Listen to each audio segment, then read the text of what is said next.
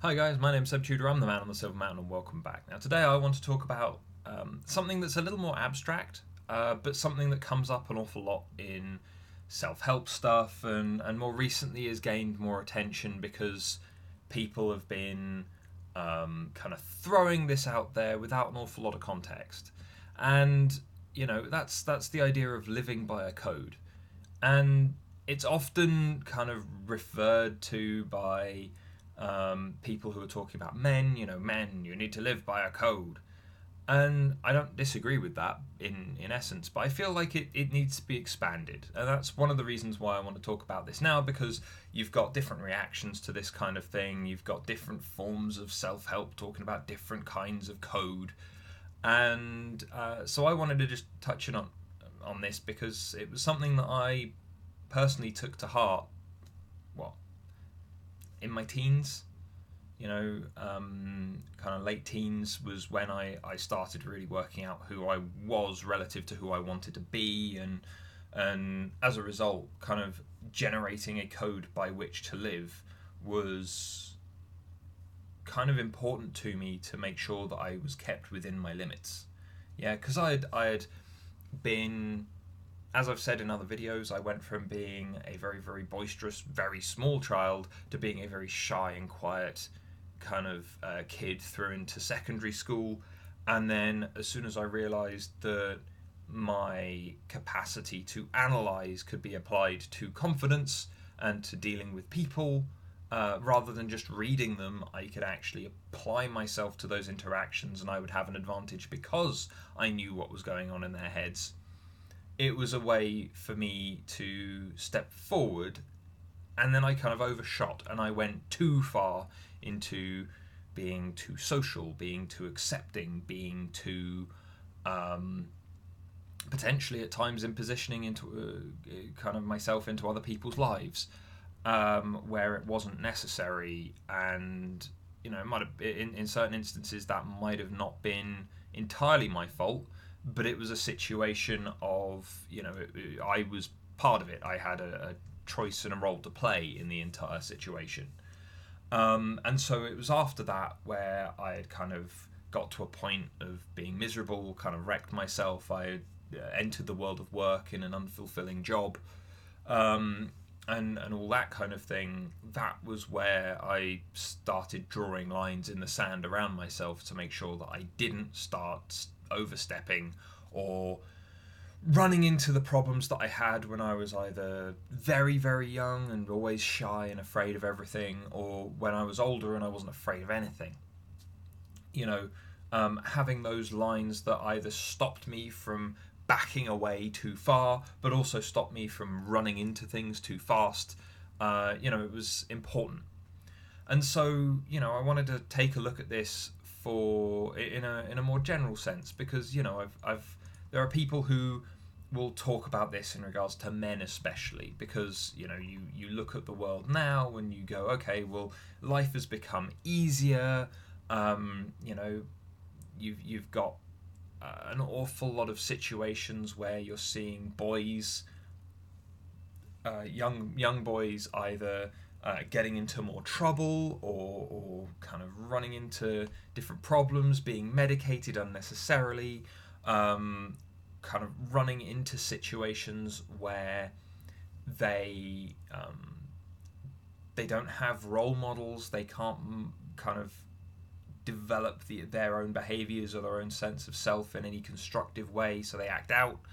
And so the teaching of kind of codes by which to live, and I'm not just speaking about religious ones or chivalric codes or anything like that, but just kind of not just that right versus wrong, but also elements of, yeah, well, this is the framework, this is the schema that allows you to kind of slip yourself into this scheme and work through the flowchart towards the end. Yeah, because that's all a code is. You have your various kind of points relative to your various situations, and it allows you that procedure, that idea, to progress through from point A to point B without a problem. This is why companies have procedures, by the way, and why they drill you on them, why they will go through them and they give you refreshers and all that kind of thing. It's so that if you have paid attention and if you have done the work and if they have shown you everything, then when a bad situation occurs, a shitty customer, a fire alarm, an audit, an inspection, something else going wrong, the till system going down, whatever, they already have that framework for you to follow. So a code, in broad strokes, is for an individual what a policy or a procedure would be for a company. It's that thing that you have set that means that if you find yourself in a situation, you can go from point A to point B and be fine because you have that kind of pathway laid out for you. And as said, this is something that is often related to male kids and the fact that they're not being taught these things, and the idea of community is being eroded, or even arguably the male suicide being so high, has something to do with the fact that the limits that would have been imposed on us naturally by the natural world no longer exist in the modern world, and as a result many of us feel lost, without meaning, without direction, and that starts to make someone crumble, because if they aren't living by a set of guidelines, a set of rules for themselves, then that sense of meaningless, that sense of not being able to apply yourself, doesn't have an outlet. You know, if I start feeling that way, then, which I have done, you know, an awful lot of people feel like they don't have an awful lot of meaning in their lives, or it's a lot of things are kind of futile and fruitless and hard to cope with, especially guys who don't always have all of the support and don't always have all of the outlets, and often avoid them because of the various situations that we find ourselves in and the way that it might relate back to us and what other people expect, even if we would be willing to take advantage of things. You know, it's the lack of kind of hardships in our way, so that the only thing that's left is for us to get in our own way. You know, there's no guide for us anymore. You know, there's nothing that's set out. There's nothing that we're taught, and so, you know, a code guides people through all of that. It's that policy, it's that procedure, it's that thing that you have chosen for yourself. And this is the most important thing for both men and women who I feel can also benefit from having a code to live by and sticking to it. It's you consciously choose what is important to you. You consciously choose the rules by which you live, and then you stick to them. Whether it is religion, you know, whether it's more secular or more personal. You know, I would say that my code personally goes through work, goes through personal life with people, personal life without people, and even who I allow myself to find attractive. And by that I mean the people, my limits on people who I would engage with romantically, which, again, thankfully my current girlfriend, who, you know, is absolutely amazing to me, fills all of those various rules and guidelines that I've laid out for myself from over like 13, 14 years ago, something like that. And so, you know, it's a situation where, like, I feel that you need to have those points in your life, and it doesn't have to be as grand as, you know, thou shalt not kill. You know, it doesn't have to be as huge as that, because you can be, you know, just saying, I'm a law-abiding citizen. I will abide by the law and tell the truth. Yeah, I'll be honest. that pretty much covers not killing people, you know. And this isn't to make you feel guilty. Yeah, you're not. If you've consciously chosen these rules for yourself, don't try and make yourself feel bad. You know, it's not to make us rigid, kind of, as said, company-esque robotic individuals who work by these specific laws. You know, we're not Isaac Asimov's idea of robots that have their laws to prevent them from doing damage to people. You know, it's a case of making sure that you know what you want to do, what you can do, and what you shouldn't do or can't do. It's knowing those limits. And we've talked about limits and boundaries before and how they're important.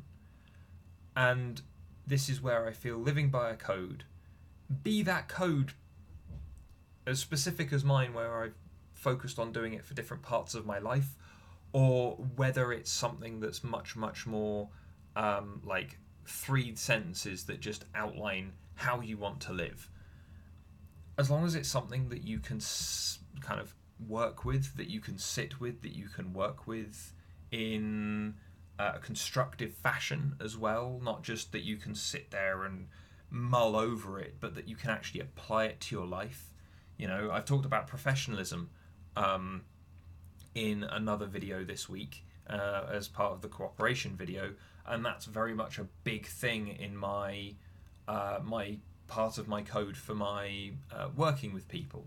Yeah, you know, me being professional, me making sure that I always go one step beyond for my team, if not my employer.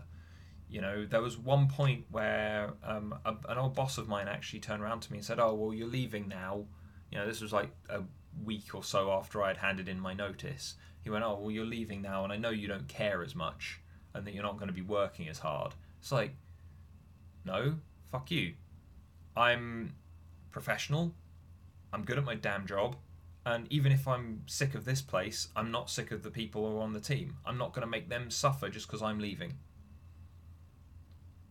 And so that response was informed by the fact that since I entered the world of work, I've always viewed professionalism as the thing that I need to do, which has been difficult at times, and I have stumbled, you know, on occasion, where it's conflicted with something else. For instance, being professional sometimes conflicts with being honest.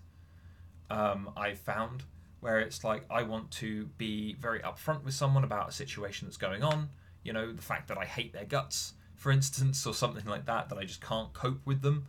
But then that is something that then comes into conflict with being professional because they're a member of my team.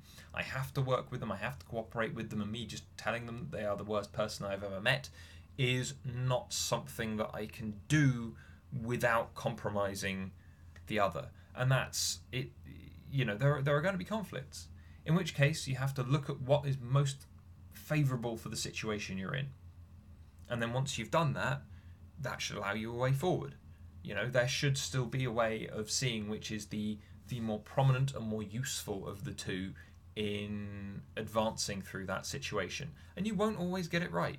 But as I've said in other situations, as with this, there should probably be a part of your code that you would decide for yourself that acknowledges the fact that you're human, that you can make mistakes, and that you aren't flawless. You know, you have flaws. And as a result, if you do make a mistake, if you do give in to weakness, if you do skip out on part of the things that you decided to live by, then forgive yourself and do better tomorrow. You know, that should be a prominent part of how you interact with yourself as part of the laws that you set down for yourself to work with and live by. And part of this is, to my mind, if you establish these things for yourself, be you a man, be you a woman, be you a mother or father, or whatever else, then you will impact the other people around you. Excuse me. So your kids see you living by this code and they take it on board, and then maybe that becomes a case of when they are old enough to ask questions about it, then you can explain why, and why you do it for you, and why they can either choose to do the same or alter it. Co-workers, people around you, you know, if you're living by your code and you're doing your thing and you're working to your specifics, and then they see kind of the way that you're approaching things. There was one manager of mine who wrote me a very nice reference, possibly the nicest one I've ever had, and she turned around to me at one point and said, "You just don't seem to feel stress." And it's like, no, I feel it, but I know what to do when I do. And it always, you know, that was part of my code. If I felt stressed, then I had my rules by which to get through to the other side of it, to deal with it, to tangle with it, and kind of walk past it, because my code allowed me the guidelines by which, you know, could I act out this way or this way? You know, which was the right thing to do for me? Which would I not regret afterwards? You know, it allowed me that capacity to vent within a framework so as to not go off the rails and not lose myself to it. It was constructive rather than destructive. And that was all because I just outlined it for myself. I don't know where it's gone. Somewhere I do have a very badly written list of what I decided I needed to set out for myself. And there was a time when I would refer back to it. It may very well be in the bin now, for all I know. But it was something that I did for myself to make sure that I kept myself in line. And since then, I can't say I've regretted doing it. And so when I'm looking at you know, these self-help websites that go, a man needs a code, and then you've got people like rallying against it, going, no, that's this, that, and the other. You don't need a code. Codes for men suggest some kind of misogyny, or the men have some kind of overarching responsibility to more people, or no, it's a thing that you set down for yourself, a thing that you live within. Everybody should do this, men and women. It's just that men are more receptive to it because of the ideas of, you know, when you've got little boys playing, I don't know, being knights, King Arthur, you know, Robin Hood, whatever else. When you've got the little boys that are naturally drawn to that kind of thing, that kind of experience, because it's active, it's aggressive, it's heroic, for you know, it involves taking risk, you know, all those things that men are more naturally kind of aligned with and inclined to do. You know, when someone then turns around and says a code is a useful thing and it helps stop you from running into problems, then that already matches up with things that they like the sound of. And as a result, it's easier to market it to them. If I turn around to an entire hall of women and said, you need to live by a code, then I may very well be able to get them into it, but at the same time, there would probably be less enthusiasm than all of the guys in a room going, I can be He-Man, I can be King Arthur, yes, let's do this, because it's the kind of just terminology that's been attached to the stuff that they've consumed all their lives in a way. So what I'm saying is, it needs to be the codes, things to live by, rules to live by, they need to be there for everybody. I feel like there are significant advantages, maybe more for men than women, in a sense, because of the fact that there are an awful lot more men who are finding themselves in spaces where they don't feel they have meaning, or they don't feel they have a place, and so they remove themselves from the world entirely, leaving behind families and friends. You know, with that being apparent, I feel like, yes, there is maybe more of a space in male lives to have codes chosen and actively worked with. But otherwise, I would say it's a good idea for everyone. Lay down your laws for yourself. You know, don't be too harsh if you have to kind of work your way up to adhering to all of them. Don't be too harsh if occasionally you make a mistake, but give yourself your scheme. Give yourself your policies by which you wish to live. You know, hopefully you pick the things that allow your life to be enriched by it, or to prevent you from kind of damaging the life that you've already built. But anyway, guys, I'd love to hear your thoughts on this, because the touching on men versus women thing isn't really something I wanted to get into, but every single place that I went and took a look when I first had the idea for this video, when I was doing the research on it the other day, every single place I would go, comment sections, oh, this is anti-women, or this is just stuck-up men, and it's like, no, this overall, this should be useful for everybody, and beyond that, it's like, yeah, if some guys want to do this, why not?